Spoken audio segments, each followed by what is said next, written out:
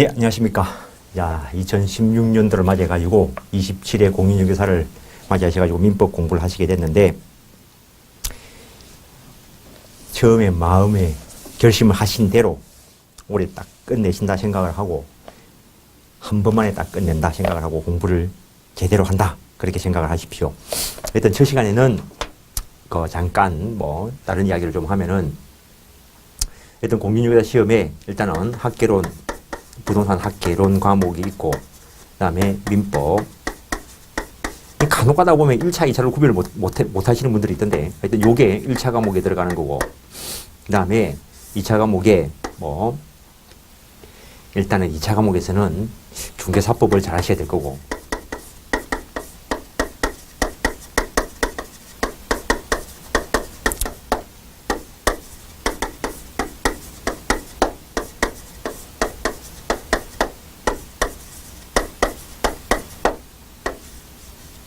하여튼 각각 꽈락 없이 평균 60점을 넘으셔야 될 건데, 그러니까는 1차는 1차대로 꽈락 없이 60점 넘어야 되고, 2차도 2차대로 꽈락 없이 60점을 넘어야 되는데, 하여튼 참 이 중개사 과목이 조금은 좀 내가 말하는 게 아니고 많은 사람들이 그렇게 말씀하시는데, 법 과목이 너무 많아.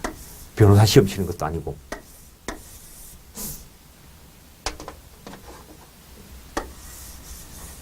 그 다음에 이 실무도 결국에는 법이고, 결론적으로 이야기하면은 어찌 보면은 한 과목 빼고 다 법 과목인데,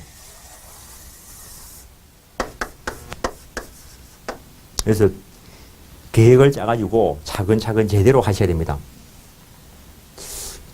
일단은 학개론도 상당히 어려운 과목이고, 물론 내는 법을 했기 때문에 학개론이 무지 어렵습니다. 내한테는. 사람마다 성향이 다르겠지만은, 하여튼 간에 민법도 쉬운 과목은 아니고, 그래서 1차 과목은 상당히 어려운 과목들로 짜여져 있고, 2차 과목도 만만한 건 아니고, 또 많은 분들이 이 공시법도 어려워하시고,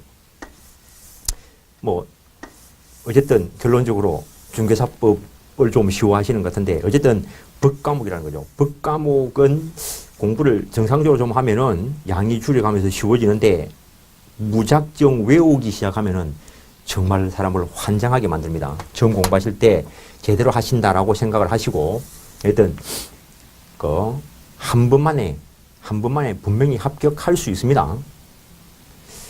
근데 사람들이 다들 처음 할 때 60점 그거 못 넘겠나 이러는데, 시험 출제하는 방법에 따라 가지고 40점도 못 맞게 할 수 있습니다. 근데 우리는 정상적으로 출제되는 시험을 대비하는 것이지 의외의 이것을 대비하는 것은 아니고, 자기 특성에 맞는 학개론을 잘 하시는 분이 있고 민법을 잘 하시는 분이 있는데, 자기한테 특성에 맞는 과목을 점수를 많이 올리는 게 좀 편할 수도 있습니다. 근데 공부를 하다 보면은 60점 받는 방법은 꼭 60점을 알아야 60점을 받는 건 아닙니다. 자기의 정확한 실력이 50점이면은, 자기의 정확한 실력, 그걸 알 수가 없는데, 정확한 실력이 50점이면은 객관식은 60점을 받아야 정상입니다. 100점 중에서 50점을 정확히 알면은, 나머지 50점은 한 줄로 쫙 세우면은 10점이 나오는데, 그럼 자기 실력이 정확하게 50점이면은 객관식은 60점 받을 수 있습니다. 모든 시험이 다 그렇습니다, 이거는. 객관식은. 그러니까는 다시 이야기하면은 점수를 50점 받는 사람은 자기 실력이 정확하게 50점이 아니라는 거죠. 자기 실력이 정확하게 한 40점? 그러니까 일단은 기본적으로 정확한 50점, 정확한 60점을 받는다는 게 되게 중요합니다. 정확하게 50점 공부를 한다 하더라도 정확하게 한쪽이 50점 나오고, 그러면 곤란하니까 한쪽은 70점 정도. 물론 분명히 말씀을 드렸지만 자기 성향에 맞는 걸 조금 더 치중해서 공부를 하는 것은 맞습니다. 일단 차츰 가면서 말씀을 드리기로 하고, 일단 본론에 들어가 가지고 이야기를 하죠. 일단 사람하고 관련되는 모든 관계를 당연하게 그냥 사람의 생활 관계다라고 말을 붙일 수 있는 것은 당연하고, 대상을 놔놓고 어쨌든 지정하기 위해서 이름을 붙인 거에 불과하고, 내하고 공부하는 게 생활관계 전부를 다 공부하는 거 아니고 그 중에서 일정 영역에 법이 적용되는 부분이 있는데 그 일정 영역에 적용되는 법 다를 공부하는 것도 아니고 당연히 이 법이 적용되는 관계를 법률 관계다라고 할 거고 근데 내가 공부하는 것은 모든 법을 하는 것도 아니고 모든 법을 할 수도 없고 그 중에서 일부인 민법을 지금 공부하려고 하고 있습니다. 그러니까 일단 민법 공부를 할 때는 이게 되게 중요합니다. 별거 아닌 것 같은데 엄청나게 중요해요. 많은 사람들이 법 안에 살고 있지만 실제 생활하는 거는 법하고 관계 있는 쪽에 훨씬 많이 발을 디디고 있고 법하고 관계없는 사고체계를 훨씬 많이 가지고 있어요. 이 사고체계를 가지고 이쪽을 해석하려고 들면 안 됩니다. 많은 분들이 민법에 접근하지 못하는 이유가 내 생각에는 그렇지 않은데 그 생각을 고쳐야지. 왜 법을 고치려고 하고 있어. 민법 교과서하고 자기 생각하고 안 맞으면 자기 생각을 고쳐가지고 민법 교과서에 맞춰야 되는데 공부하는 사람이 책을 뜯어 고치려고 하고 있어요. 책이 마음에 안 들면 내한테 말할 게 아니고 법을 만드는 사람한테 따질 거고. 여하튼 민법을 공부하는데 옛날 사람들이 그러자고 한문을 좀 알면 법 공부하기 좀 쉬울까? 그럼 이걸 갖다가 한문 뜻풀이 하면은 민법이 백성에 관한 법이다. 이래하고 넘어가도 별 상관은 없는데 법 공부 출발 때문에 좀 시작을 하겠습니다. 현대사회는 백성이 존재 안 합니다. 백성이라는 말은 조선시대에 왕이 다스리던 시대에 피지배계층을 백성이라 합니다. 그러니까 현대사회는 백성이 존재 안 합니다. 그러니까 백성에 관한 법이라면 말이 안 되는 소리가 돼요. 그렇다고 해서 이걸 국민에 관한 법,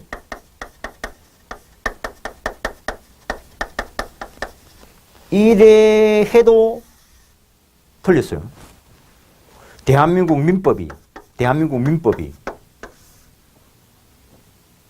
대한민국 국민한테만 적용되는가? 아니지. 한국에 있는 외국인이 한국에서 물건 매매하면은 한국 민법 적용되겠지.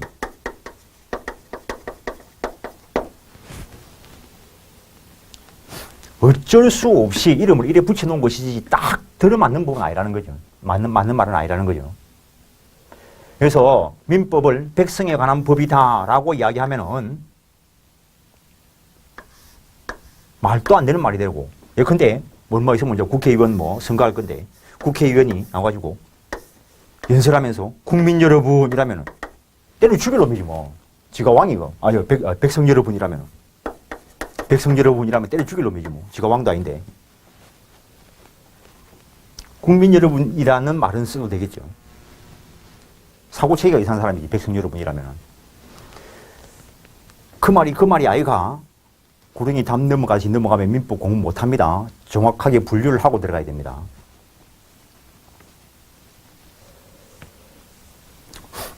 국민이라는 말은 국가를 전제로 한 개념이고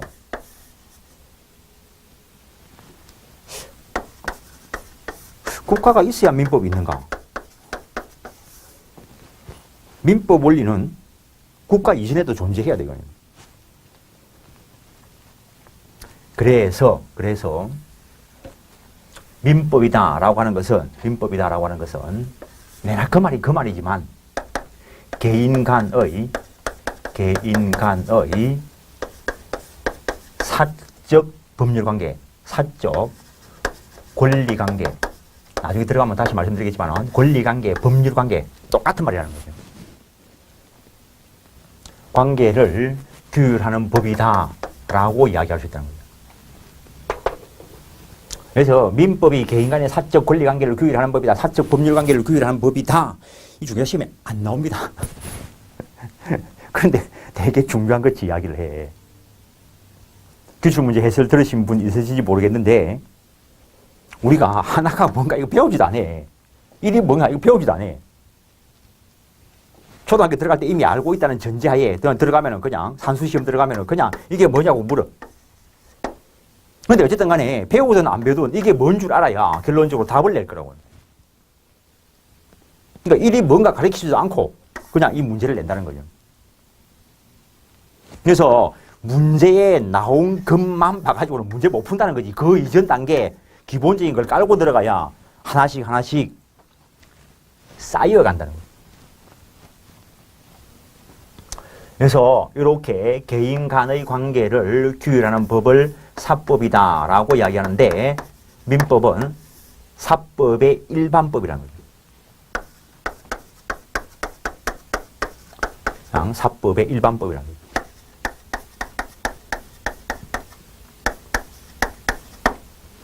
어쨌든 사법에 대비되는 말로 공법이다라고 하는 것이 있는데 부동산 공법만 공법인 게 아니고 중개사법도 공법이고 세법도 공법이고 부동산 등기법도 공법이고 그래서 국가와 개인 간의 관계 물론 국가가 사인의 지위에 있을 수도 있습니다. 국가가 공권력 지위에서 개인과의 관계 이쪽을 다루는 법을 공법이다라고 이야기하는 거고 개인 간의 관계 국가가 개인한테 물건을 매입하면은 개인의 법적 지위에서 물건을 매입할 수 있을 것인데 그런 관계를 규율하는 법을 사법이다라고 이야기하는 거예요. 그래서 학자들이 말 붙이기를 이거는 평등관계, 수평관계를 규율하는 법이고 이쪽은 불평등, 수직관계를 규율하는 법이다 라고 이야기하기도 합니다. 학설은 학설일 뿐이고 진리는 아니고 어떤 기본적인 마인드 그래서 사법의 경우에는 기본적인 지배 법리가 사적 자치의 원리가 지배한다는 거예요. 처음에만 조금 한번 쓰겠습니다. 공법의 경우에는 법치주의가 지배한다는 거예요.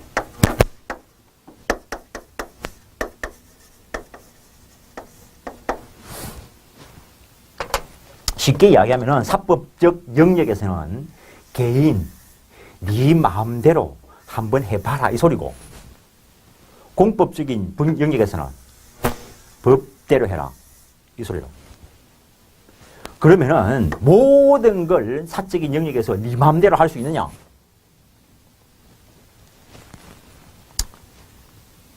옛날에 봉건국가, 누구 말라 떠나고 고대 노예제 사회, 그 다음에 봉건국가를 거쳐가지고 어쩌고저쩌고 자본주의 사회까지 왔는데 그 뒤에 어떻게 될지 모르겠고 요게 19세기, 19세기 초 정도, 18세기 말 정도 그러니까는 요 이전에는 당연히 불평등 관계, 신분 관계를 가지고 있고 요 이후에 계약제 사회로 넘어오면서 사법 영역에서 사적 자치의 원리가 지배하는데 요 시대 때 사법 영역을 보면은 형식적 사적 자치 이쪽은 공법적으로 보면은 형식적 법치주의 모든 거는 법의 근거라는 거지. 근데 요거는 사적 자치의 원리가 자본주의 상태에서 요거는 결국 정치적으로 자유주의하고 결합되는데 자유주의하고 결합된 이유가 고대 또는 중세 불평등 사회에서 계급을 타파하고 모든 사람들이 평등하다는 전제하에 평등하니까 평등을 전제로 해서 자유주의를 근간으로 해서 자본주의 체계를 짰는데 근데 공산주의 국가는 이 불평등이 너무 싫으니까 아예 모든 원리를 평등에 대치시켜버립니다. 자유보다는 아예 평등을 우위에 두는 모든 걸 획일적으로. 이게 또 문제가 있잖아요. 마찬가지로 평등은 이미 전제되어 있는 걸로 보고 자유주의, 사적 자치의 원리에 근거해가지고 시대를 흘러보니까 지금 와서 보니까 분명히 이거는 빈익빈, 부익부 현상 자본주의의 병폐가 나타났다는 거예요.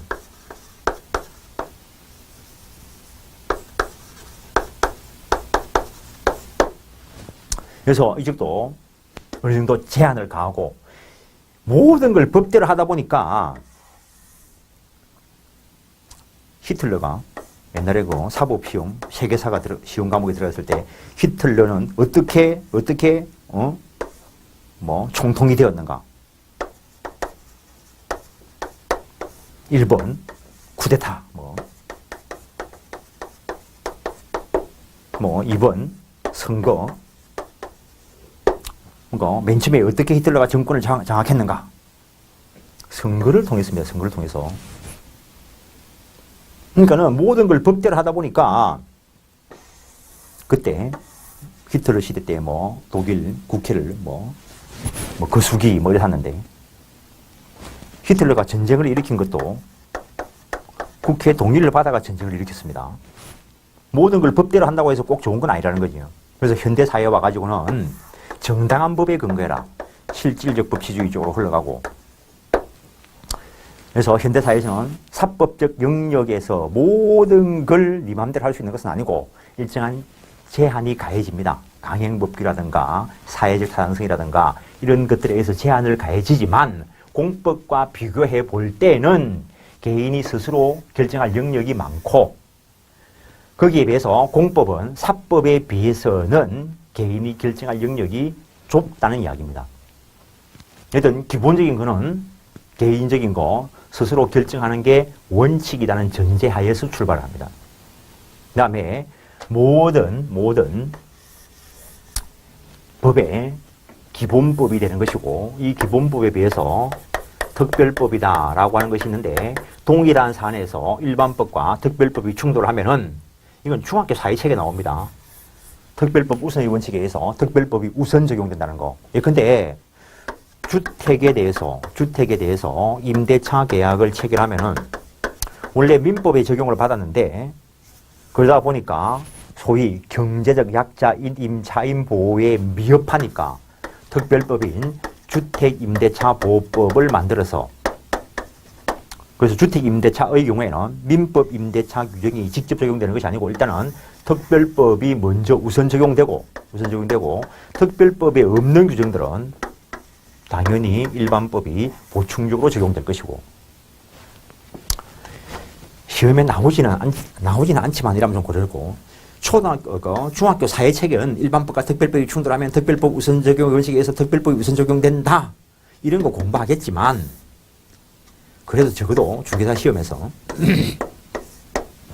시험 나오면은 그렇게 나오는 것이 아니고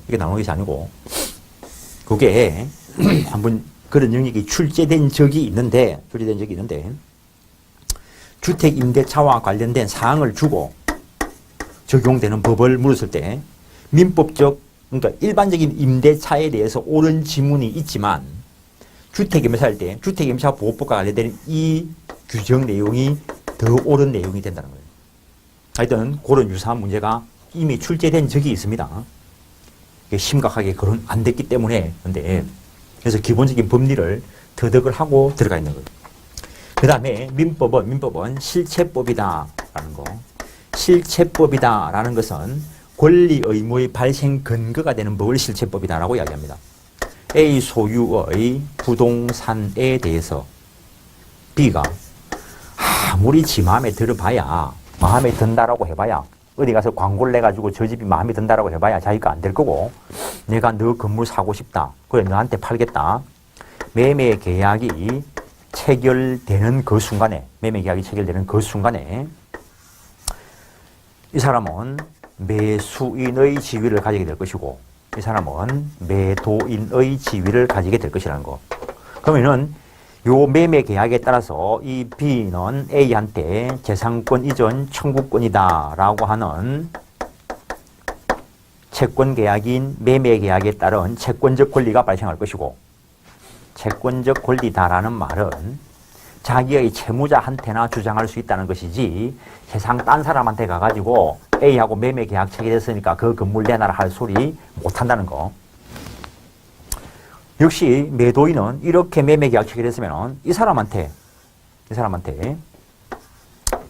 대금 지급하라. 대금 지급 청구권이다 라고 하는 채권을 가지게 된다는 거. 그래서 돈을 가지고 보면은 이 사람이 채권자이고 이 사람이 채무자인데, 물건을 가지고 보면은 이 사람이 채권자이고 이 사람이 채무자라는 거.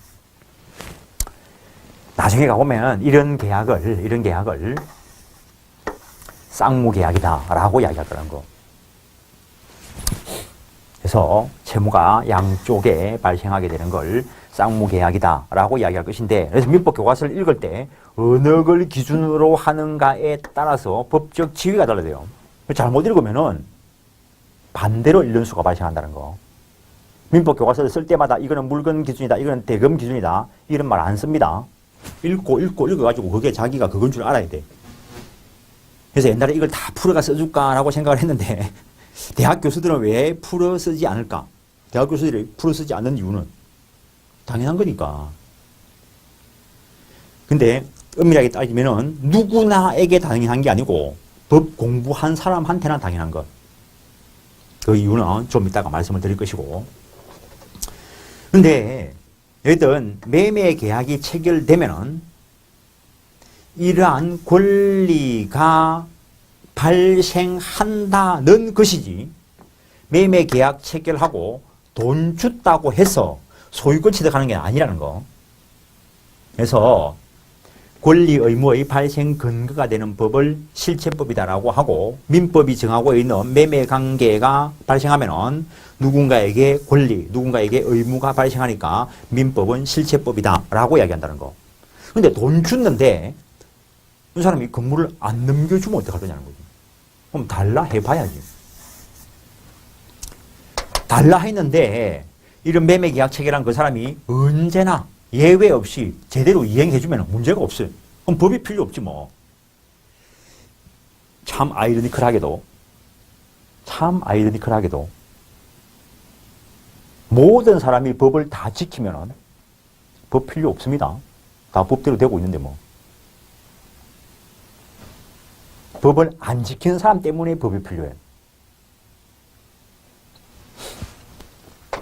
그래서 이렇게 실체법상 발생한 권리가 제대로 실현되지 않을 때 그 실현 절차를 규정한 법을 절차법이다라고 이야기하는데, 이때 이 사람은 요 권리를 가지고 A한테 내놔라 라고 했는데 안 주면은 요거 가지고 소송을 제기할 거고, 그러면 소장을 법원에 제출하고 법원이 소장을 상대방에게 보내고 법원에 불러가지고 재판 변론을 거쳐서 판결을 내리는 이런 절차, 요걸 다루는 법은 민사소송법이고, 근데 이런 소송 진행 중에 변론 종결되기 전에 이 A라는 사람이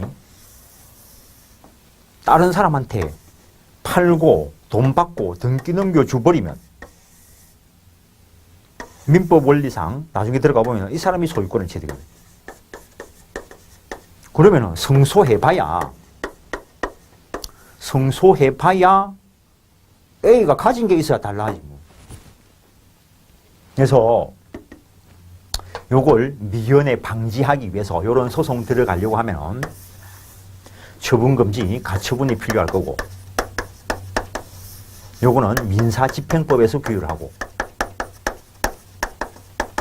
그럼 처분금지, 가처분, 등기가 돼야 될 건데 그 등기와 관련된 것은 등기법이 규율하고, 지금 이런 걸 살펴보는 이유가 이런 것들이 다 종합적으로 일어나는데 종합적으로 공부할 방법이 없다는 거예요. 그래서 그 중에 민법 일부만 떼서 일단 공부를 한다는 겁니다. 그래서 나중에 민법 공부를 하다 보면은 이제 공부가 제대로 돼가는 사람이면 좀 이상하다는 이유가 이쪽 영역을 몰라서 그래요. 이쪽 영역. 그거는 그때 필요할 때 필요한 만큼만 봐야 될 것이고, 지금 하는 것은 일단은 민법이라는 거죠. 그래서 민법의 기본적인 성질을 알고 가장 일단 먼저 출발해야 될 게, 민법은 누군가에게 권리가 있다 없다라고만 말하는 것이지 권리가 항상 보호받는다는 말은 안 합니다. 보호받을지 안 받을지 나도 몰라 그거는. 내가 자주 먹는데 이것보다 더 좋은 예가 없으니까 A가 어느 날 은행에서 현금 10억을 찾아 나와. 그때 강도가 나타나가지고 돈 줄래 죽을래 이러면은 돈 줘야 돼 죽어야 돼. 줄래 죽을래 이러면은 안 주면 죽을 것 같고 그럼 줄 수도 있고 안 줄 수도 있지 뭐. 거기에다가 아이고 내가 권리가 있는데 강도 니한테 내가 왜 돈을 줘? 이 말 했다가는 칼 맞겠지 뭐. 그래도 권리가 있으니까 끝까지 목숨을 걸고 행사해 볼 수는 있지. 죽든지 말든지. 어떡하실 건데? 에이 난 10억 주고 말아. 에이 이거 10억 벌면 되지 뭐. 아닌가? 10억이 그래 벌기 쉬운 건 아닌데. 그래도 좋아. 아이고 뭐. 그러니까는 내 스스로 강압에 의해서라도 권리를 포기할 수도 있어. 강압에 의해서 포기할 수도 있고 스스로 포기할 수도 있지 뭐. 아, 10억이 있으니까 인생마다 안 나 뭐. 한강물에 불릴 수도 있지 뭐. 그러니까 권리가 있다고 해서 항상 보호받는 건 아니라는 거. 보호받나 안 받나의 문제는 또 다른 문제라는 거. 그런데 우리가 지금 민법에서 공부하는 것은 이럴 때 안 줘도 될 권리가 있다는 것까지만 공부해. 그 권리를 행사해가지고 칼 맞고 안 맞고는 네 탓이, 네가 선택할 문제고. 잘 구별하시라고 이걸. 이런 게 구별이 안 되면 민법 공부를 못 해내 이걸. 근데 강도한테 줬어. 아유, 죽느니 주지 뭐. 근데 이 강도가 돌아서 가면서 이야기를 해. 신고하면 죽어. 신고하기만 해봐라. 뭐 신고하실 거랑 안 하실 거랑. 신고 안 할 수도 있지 뭐. 신고 안 할 수도 있지 뭐. 근데 너무 아까워. 신고할 수도 있지 뭐. 신고를 했어. 신고를 하면은 경찰이 저놈을 체포할까 안 할까? 알게 뭐라? 그러니까 권리가 한번 침해되면은 회복할 가능성이 거의 없어요. 민법을 공부하는 이유는 미연에 침해 안 당하려고 공부하는 거라고.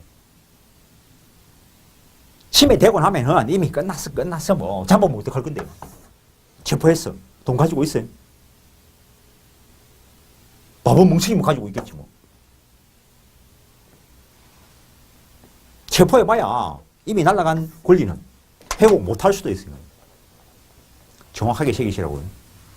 민법을 공부하는 이유는 권리 침해되고 난 뒤에 회복하기 위해서가 아니고 가능하면은 침해 안 당하기 위해서. 이걸 거꾸로 공부하는 사람이 있어. 남의 권리 침해하려고 공부하는 사람들이 있어요. 내도 몇 번 당해봤지만 내가 알고 당했을까 모르고 당했을까? 사람이 알고도 당해주는 수가 있지. 알고도 당해주는 수가 있습니다. 그냥 뭐 그럴 수 있지 뭐. 아이고 아들이 책값 달라 하면 정말 책 살까 안 살까 그걸 고민해요. 사고 안 사고는 지가 또 선택할 문제고.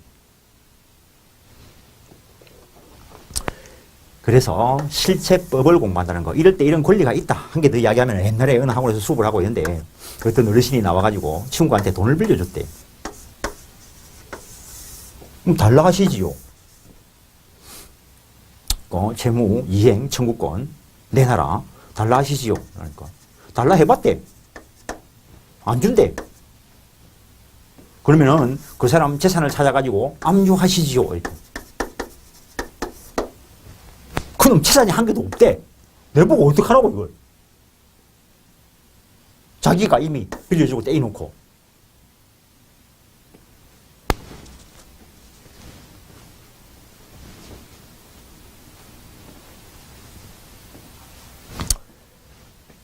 민법이 사법이다, 일반법이다, 실체법이다 이거 공부하는 거는 중학교 사회시간이나 공부하는 거고 저것들이 어떻게 얽혀가지고 법 원리로서 사회생활에 작용하는가를 공부하는 거라고. 어떤 사적 권리관계를 규율하는 법을 말하는데 요 사적 권리관계에 이 권리에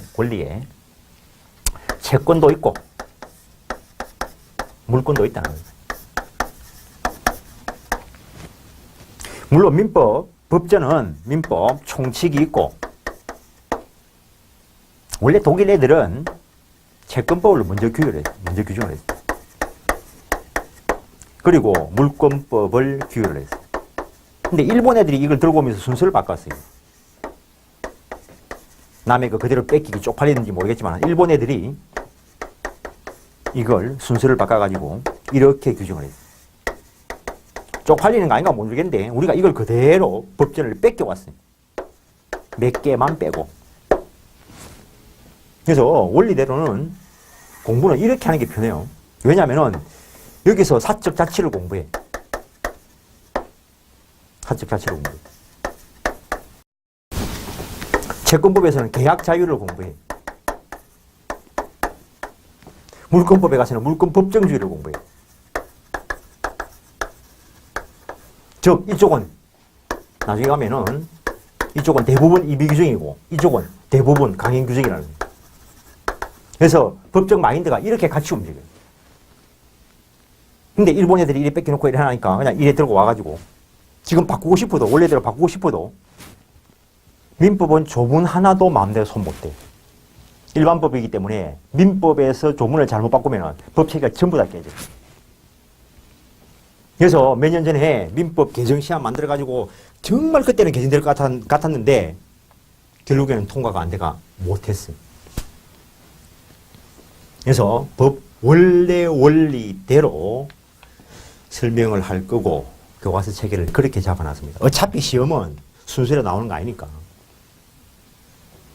그 다음에 요 뒤에 있을 요런 것들에 대한 공통적인 이야기를 앞으로 뽑아가지고 민법 총칙편을 두었다는 거예요. 배워보지도 않은 거에 대한 공통적인 걸 먼저 공부하고 들어가. 뭘 배워야 공통적인 줄 알지. 그래서 민법 총칙이 처음 공부하시는 분들한테는 뜬구름 잡는 거. 요렇게 짜여져 있는 법 체계를 독일식 체계, 판덱텐 체계다라고 이야기합니다.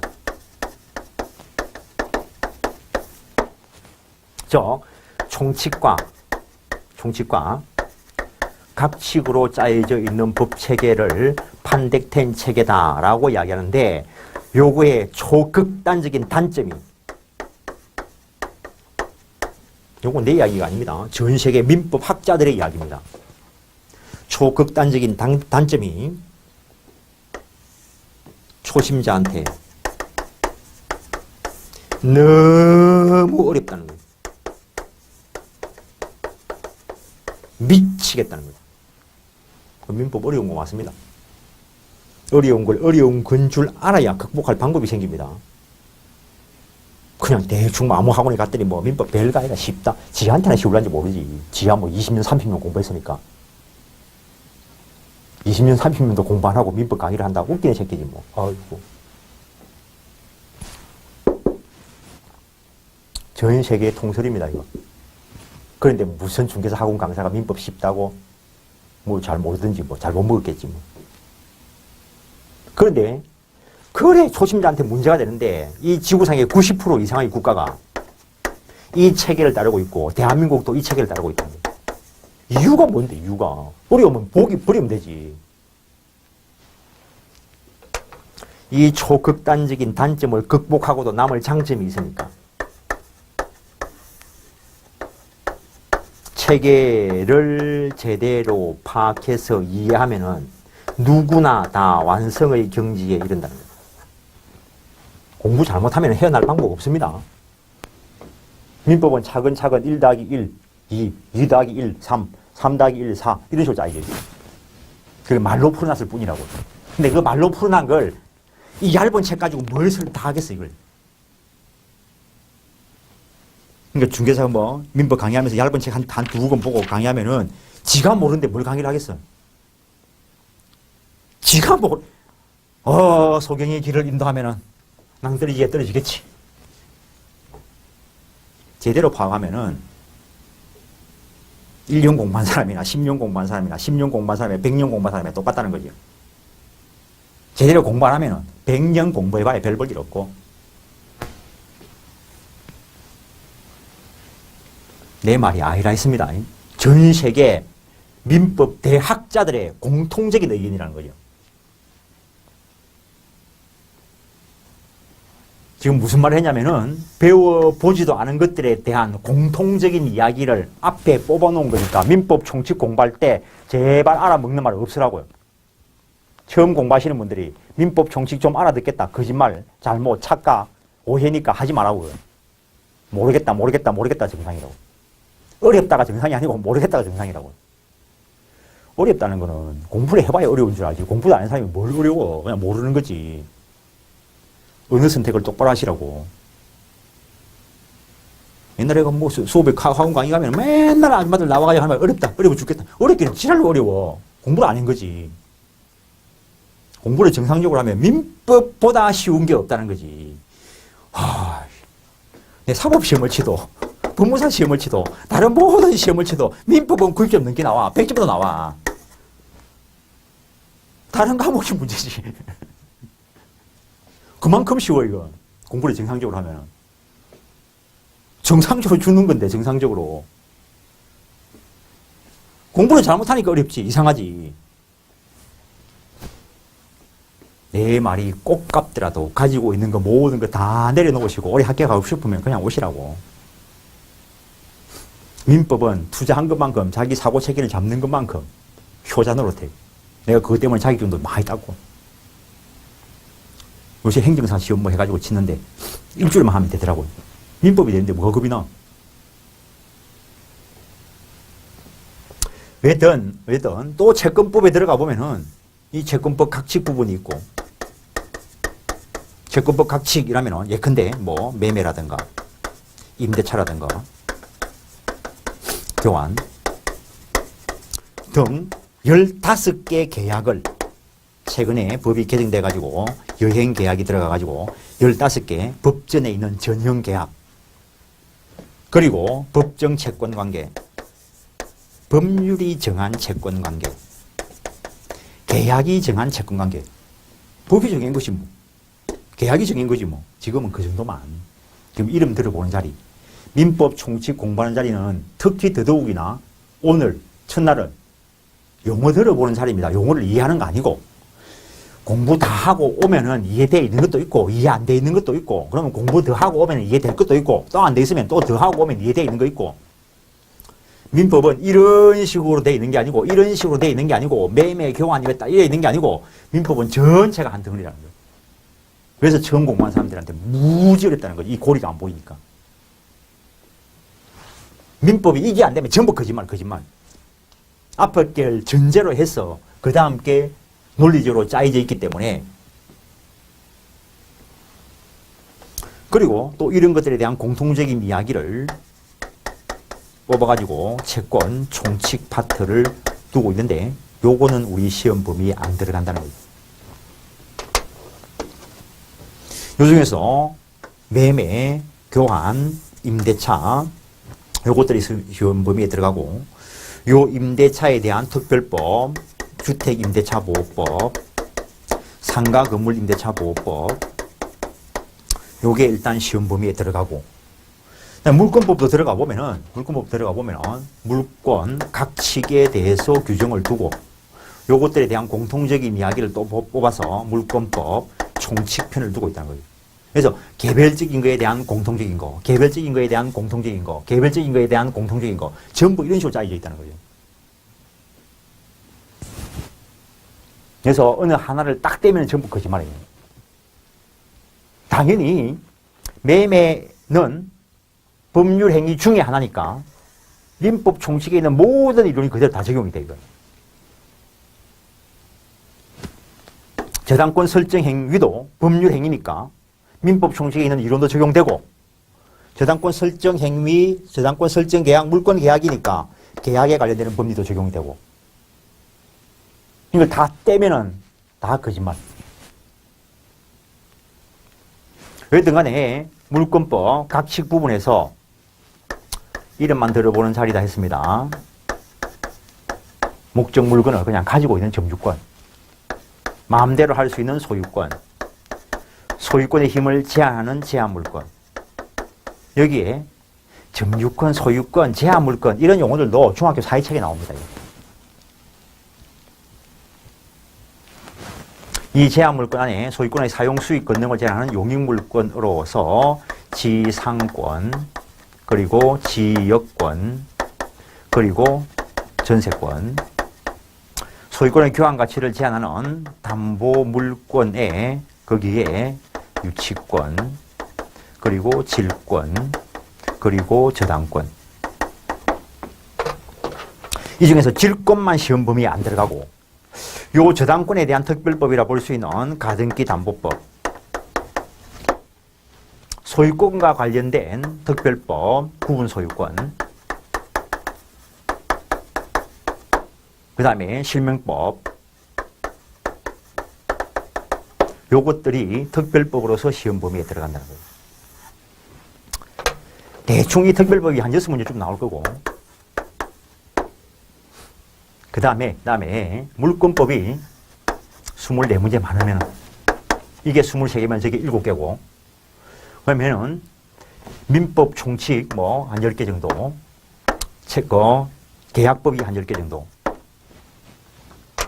그래서 40문제가 나오는데 물권법이 24문제가 나오니까 무지 중요한 것 같다. 그런 말 아니라고. 교과서 분량을 보면은 물권법 분량이 이만큼 돼. 그러니까는 교과서 분량대로 나와. 교과서 분량대로. 어느 부분이 더 중요하다, 덜 중요하다 이런 거 없습니다. 그냥 교과서 분량대로 나와요. 그 말은 다 무게 비중이 똑같다는 거예요. 근데 물권법이 그래 뭐 어쨌든 많이 나오니까 그냥 물권법만 보지 뭐. 다 보면 24개 맞출 건데 다 보면 24개 맞춰요. 그러면은 차라리 계약법하고 특별법만 다 보지 뭐. 16개 딱 맞추고 한쪽에 쫙 씌우면 24개까지 맞출 건데. 산수도 필요해. 객관식 공부하는 데는 산수도 필요해. 그러니까 물권법 24문제 맞추려고 물권법 다 보는 것보다 계약법하고 특별법 보는 게 양이 훨씬 작아. 3분의 1도 안 돼. 5분의 1도 안 돼. 그럼 5분의 1 봐가지고 16개를 맞추고. 그러면 그거보다 5배를 더 봐가지고 24문제 맞추는 것보다는 5분의 1 봐가지고 16문제 맞추는 게 낫지. 근데 어쨌든 연결 고의를 가졌을 때 그런 이야기입니다. 그 다음에 이렇게 반 이유가 원래 임대차 공부할 때 주임법, 상임법 같이 공부하는 게 맞습니다. 이거. 그거에 대한 특별법이니까. 원래 대학 교재, 모든 일반적인 민법 교재는 소유권 다음에 구분 소유권하고 명의신탁, 실명법을 여기서 서술합니다. 저당권 다음에 가등기 담보법 서술하고. 근데 중개사 시험에서 민법 및 민사특별법이 나왔으니까 이게 별개냐 따로 보통 가는데 연결시켜서 보는 게 맞습니다. 근데 이런 것들에 대한 공통적인 이야기 중에서 우리 민법 총칙에서 시험 범위에 들어가는 거는 법률, 행위만 시험 범위에 들어간다는 거죠. 이거 외에도 민법 총칙에 권리 주체, 권리 객체, 소멸시효 이런 것들이 있습니다. 시험 범위에는 안 들어가는데 모르면 말이 안 돼. 그래서 필요한 것만큼, 우리 시험에서 필요한 것만큼을 이야기할 겁니다. 그래서 지금은 일단은 우리 시험 범위와 관련된 걸 보면서 용어 정도만 봤습니다. 용어 해설도 안 했습니다. 용어는 외워서 영영사전 보듯이 그래 공부하면은 별로 의미 없습니다. 필요한 자리에서 봐야 되는 것이지. 매매, 물건 팔고 사는 거. 그래 알아가 뭐 할 건데. 그 시험하고 아무 상관없는데. 임대차, 빌려 쓰는 거. 빌려 쓰는 게 어디 임대차밖에 없어요. 좀 더 이야기하면은 채권적 방법으로 빌려 쓰는 거. 뭐 이래 할 수 있지. 채권적 방법으로 대가 주고 빌려 쓰는 거. 이래 해야 맞을 수 있지. 뭘 빌려 쓰는데? 비소비물을. 그러니까는 이런 식으로 하면은 끝이 안 나요. 그래서 용어 암기식으로 공부하지 마시라고요. 필요한 것만큼, 필요한 자리만큼 알아가면서 공부하신 거라는 거. 일단 지금 이야기한 게 민법은 무지 어려운 과목이다. 그래서 차근차근 제대로 공부해야 어느 순간에 극복해낼 수 있다는 거. 그래서 요런 사법이면서 일반법인 실체법이 적용되는 법률 관계를 본다는 거예요. 그래서 민법 교과서에서 그냥 법률관계라는데 당연히 이거는 사법적 법률관계, 좀 더 줄이면 민법적 법률관계를 보는 겁니다. 근데 사람 살아가는 생활관계는 법률관계만 있는 게 아니고 도덕관계도 있고 종교관계도 있고 관습관계도 있고, 물론 이것들이 법에 영향을 미쳐가지고 법화된 것도 있습니다. 근데 그렇지 않은 것들, 이쪽을 그냥 단순한 인간관계, 비법률 관계다라고 이야기하는데, 아까도 잠깐 말씀드렸는데 이쪽 사고체계, 비법률적 사고체계를 가지고 법을 해석하려고 하지 마시라고. 이것부터 딱 잘라요. 중개사 공부하시는 분들이 여기서 맨날 저거 가지고 하고 내 생각에는 저게 아닌데 자기 생각을 왜 해?